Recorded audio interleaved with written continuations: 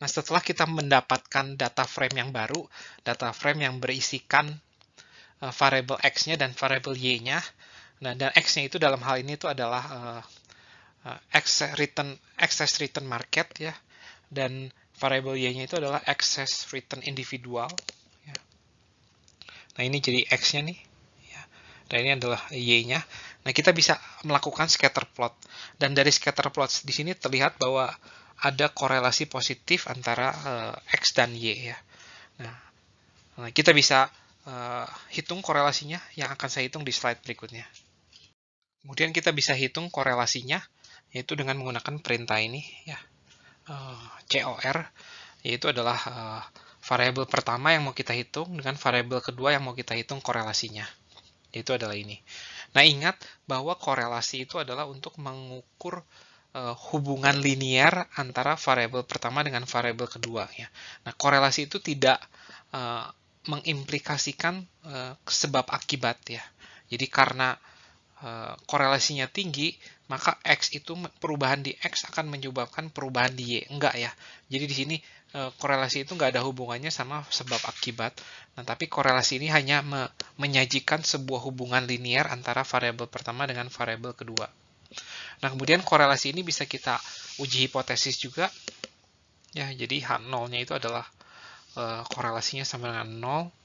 HA-nya itu korelasinya itu tidak sama dengan 0, dan di sini dihasilkan bahwa dengan menggunakan p-value di sini dilihat bahwa p-value-nya itu kecil, sangat kecil di bawah 10 pangkat min 16. Oleh karena itu H0 kita punya bukti yang sangat kuat untuk menolak H0. Atau dengan kata lain berarti korelasinya itu tidak sama dengan 0. Dan di sini juga sudah dihitung confidence interval dari korelasinya. Nah, semoga cukup jelas. Kita akan lanjutkan analisis berikutnya. Selanjutnya kita akan melakukan fitting dengan menggunakan model regresi linear sederhana. Ya. Nah, fittingnya tidak susah. Cukup dengan menggunakan perintah ini ya, yang ada di baris pertama, yaitu LM ya. LM dalam kurung. Nah, individual terus ada ini tanda ini market ya. Jadi individual market. Terus kemudian datanya itu adalah diambil dari data ya, data frame yang kita sudah punya. Nah, ini akan saya taruh di dalam sebuah variabel yang dinamakan ini mod 1, atau dengan kata lain itu adalah model pertama.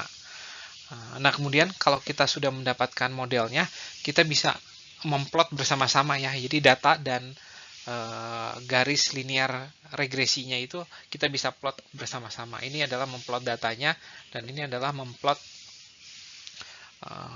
atau menggambar garis regresi linearnya, yaitu seperti ini ya. Nah, kemudian kita akan melakukan evaluasi terhadap model ini. Dan hasilnya itu adalah seperti ini ya. Jadi modelnya itu adalah ini ya. Di daerah sini nih, daerah sini kita bisa mendapatkan alfanya ya. Alfanya itu adalah minus 0,002436, dan betanya itu adalah ini 1,955416 ya. Dan kemudian alfa dan betanya itu sudah diuji secara statistik, dan di sini ada hasilnya tuh seperti ini ya. Terutama untuk betanya itu ternyata sangat statistically signifikan gitu ya. Jadi bahkan kurang dari 10 pangkat min 16. Di sini juga sudah dihitung R square-nya, yaitu adalah 0,5266, dan F statistiknya pun sudah dihitung, yaitu 131,3 dengan p-value-nya itu sini. Ya. Nah, jadi model ini lumayan oke. Di sini kita juga bisa mengevaluasi dengan menggunakan uji ANOVA ya. Nah, kita tahu kalau di uji ANOVA itu H0-nya itu adalah ini ya. Kebetulan ini kita punyanya simple linear regression, makanya kita cuma punya satu parameter ya. Namun sebenarnya uji ANOVA itu adalah ini ya. B1 sama dengan B2 dan seterusnya sampai BP. Ini semuanya 0, dan uji H alternatifnya itu adalah setidaknya salah satu dari BK ini tidak sama dengan 0 ya. Nah, di sini terlihat bahwa p-value-nya itu lagi-lagi sangat kecil, sehingga kita bisa menolak H0 ya. Kemudian kita bisa masuk ke step selanjutnya. Step selanjutnya itu kita ingin menganalisis residu yang kita dapatkan ya. Residu itu adalah ini dilambangkan dengan ET, yaitu sama dengan YT dikurangin YT topi ya. Nah, jadi errornya lah itu intinya, dan kita mau plot residu itu terhadap variabel X-nya ya ini. Variabel X-nya itu kan excess market return. Nah, kita lihat di sini tidak terlalu terlihat sih apakah variansinya itu konstan atau enggak ya. Namun di sini kita lihat ada variasi yang tinggi banget nih di sini ya. Ada error yang tinggi banget ya. Di sini errornya cukup rendah. Namun rata-rata errornya itu berkisar di antara ini nih ya. Jadi lumayan terlihat bahwa errornya itu variansi dari errornya itu cukup konstan ya di sini atau tidak berubah-ubah. Kemudian selanjutnya kita pengen melihat apakah si residu ini berdistribusi normal atau tidak ya. Yaitu caranya dengan menggunakan ini, kita plot saja histogram dari residunya ke semua residunya, dan di sini terlihat bahwa sebenarnya residunya cukup terlihat normal. Namun Anda perlu melakukan uji statistik apakah residunya itu berdistribusi normal atau enggak ya. Namun di sini saya tidak akan melakukannya, saya hanya ingin menggambarkannya melalui sebuah histogram dan juga melalui sebuah QQ plot yang akan saya sajikan di slide berikutnya.